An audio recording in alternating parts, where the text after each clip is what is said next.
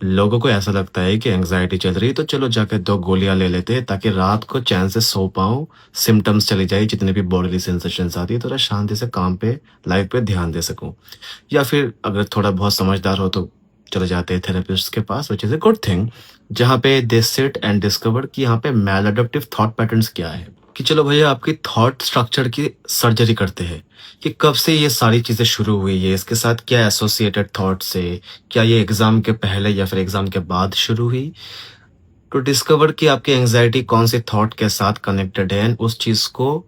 Test करना है in reality कि क्या ये वैलिड है कि नहीं, उसकी सर्जरी करना है basically and to restructure that which is useful often.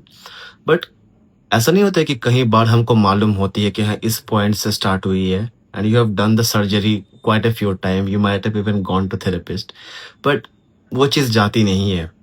Symptom शायद कम हो जाती है बिकॉज़ मोमेंटरीली लगता तो है कि हाँ, चलो ब्रेकअप के बाद से ही एंग्ज़ायटी शुरू हुई है, तो now that I know it, इसको रिस्ट्रक्चर करते हैं कि मैं वर्थलेस हूँ, क्या इसी वजह से ब्रेकअप हुई है? तो आपने जाके देखा कि नहीं, आप वर्थलेस नहीं हो, you feel good for a little while, then बाद में जाके वो फिर से आ जाती है। तो यहीं पे आ जाती है the concept of unconscious materials, जो कि बार-बार रिपीट करती है ज़िंदगी में थ्रू रिपिटेशन कंपल्शन। शायद ब्रेकअप से तो चोट मिली थी and that is an answer कि हाँ, यहाँ से शुरू हुई थी on one level, but may be the breakup symbolizes something much deeper, जो कि अनकॉन्शियस में बैठी हुई है in the dark corner of your mind, जहाँ पे आप झांक के देखते नहीं हो या फिर माइंड आपको देखने देती नहीं है, क्योंकि वहां से बहुत ही ज्यादा एंग्जाइटी एमिट करती है।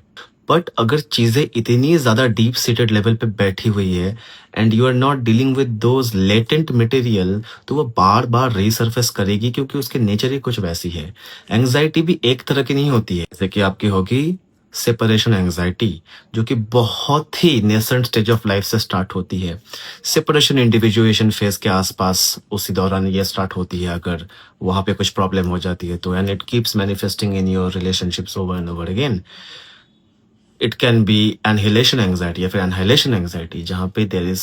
Constant fear of being destroyed. अभी आप दवाई से या फिर थॉट की जो स्ट्रक्चर है आपकी, या फिर आपकी थॉट के साथ फीलिंग की जो कनेक्शन है, इन सारी चीज़ों को लेके अगर आप सर्जरी करोगे तो श्योर सिम्टोमेटिक रिलीफ तो मिलेगी, but in a long run does it actually address कि अंदर चल क्या रही है एक्चुअली? क्योंकि हर एक इशू के लिए, चाहे वो कैस्ट्रेशन एंग्जाइटी हो या फिर एनहाइलेशन एंग्जाइटी हो या फिर सेपरेशन एंग्जाइटी हो या फिर